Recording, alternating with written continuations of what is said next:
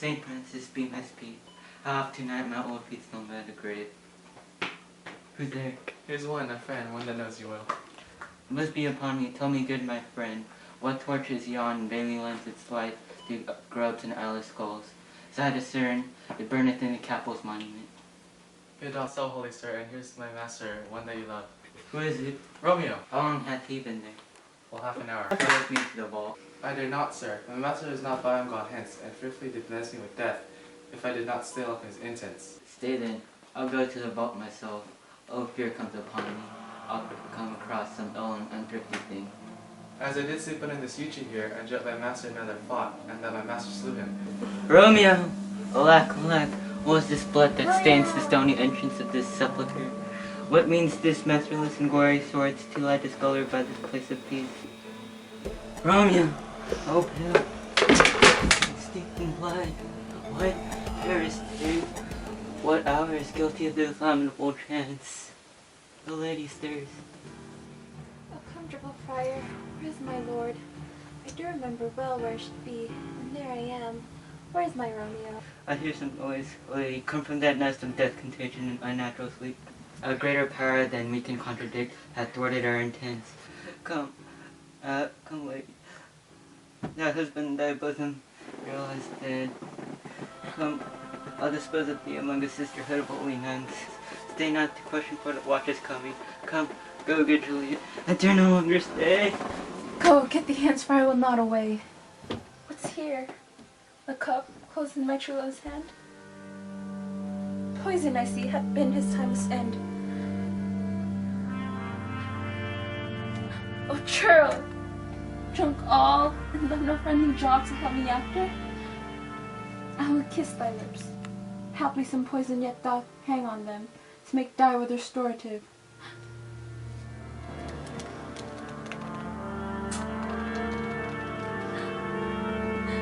Thy lips are warm. Point which way? He knows? Then I'll be brief. Oh, happy dagger. This is thy sheath.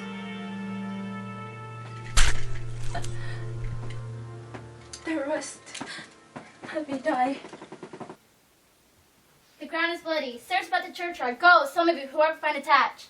Pitiful sight! Here lies the county slain, and joy of bleeding woman newly dead, who here have lain these 2 days buried.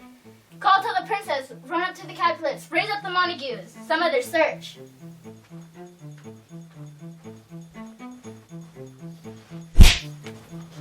Here's Romeo's man. We found him in the churchyard. Hold him in safety till the princess come hither. Here's a friar that trembles, sighs, and weeps. We found this mattock and this spade from him as he was coming from the churchyard side. What misadventure is so early up that calls our princess from her morning rest? What should it be that is so streaked abroad? What fear is this that startles in our ears? Sovereign, here lies the county Paris blade, and Romeo dead, and joy dead before, warming you killed. Search, seek, and know how this foul murder comes.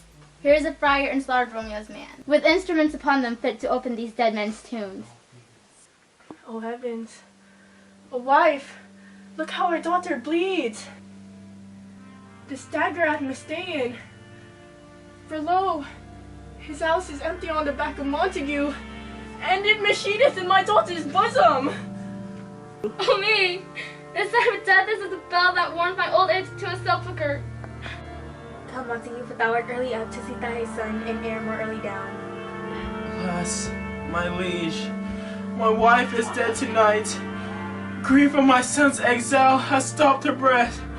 What further woe conspires against mine age? Look, and thou shalt see. O thou and that, what manner is in this, to press before my father to a grave? Seal up the mouth of our rage for a while, so we can clear these ambiguities, and know their spring, their head, their true descent. And then will I be general over woes, and lead you even to death. Meantime, forbear, and let mischance be slaves to patience. Bring forth the parties of suspicion. I'm the greatest, able to the least. yet most suspected at this time and place, doth makes me against this direful murder. And here stand, both to impeach and purge, myself condemned and myself excused. And say at once what you dost know in this. I will be brief, for my short date of breath is not so long as is a tedious tale. Romeo, there dead, was husband to that Juliet, and she, there dead, was Romeo's faithful wife. I married them, and on their marriage day was Tybalt's doomsday, whose death banished Romeo from the city, for whom, and not for Tybalt, Juliet pined. You, to remove that siege of grief from her, betrothed and would have married her forced to county Paris. And then she comes to me with wild looks bid me devise some mean to rid her from the second marriage, or in myself she would kill herself. Then I gave her, so tutored by my art, a potion which so took effect as I intended, as it wrought her the form of death. Meantime, I writ to Romeo that he should hither come as this night to help her take from her borrowed grave. Being the time the potion's force should cease, but he which bore my letter, Friar John, was stayed by accident, and yesternight returned my letter back. Then all alone, at the prefixed hour of her waking, came I to take her from her kindred vault, meaning to keep her closely to myself, until I conveniently could send to Romeo. But when I came, some minute ere the time of her awakening, here untimely lay the noble Paris and Romeo, dead. She wakes, and I entreated her come forth and bear this work with patience. But then a noise did scare me, and she, too desperate, would not go out with me, and it seems did violence on herself. All this I know, and to the marriage her nurse is privy, and if aught in this miscarried by my fault, let my old life be sacrificed some hour into the rigor of the severest law. We still have known thee for a holy man. Where's Romeo's man? What can you say in this? I brought my master news of Juliet's death, and then in post it came from Mantua, to this same place, to this same monument, and then threatened me with death, going in the vault, if I depart not, and left him there. Give me the letter. I will look on it.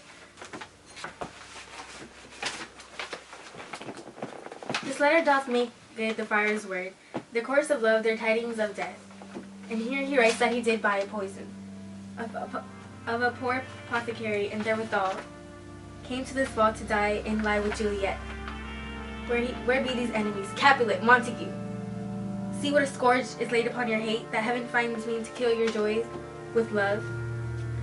And I, for here winking at your discourse too, have lost a brace of kinsmen. All are punished. Oh, brother Montague, give me thy hand. This is my daughter's jointer, for no more can I demand. I could give thee more, for I will raise her statue in pure gold, that while Verona by that name is known, there shall no figure at such rate be set as of that of true and faithful Juliet. As rich shall Romeo by his ladies lie, poor sacrifices of our enmity. A gloomy peace this morning what it brings, the sun for sorrow will not show his head. Go hence, to have more talks about these sad things. Some shall be pardoned and some punished. For never was a story of more woe than this of Juliet and her Romeo.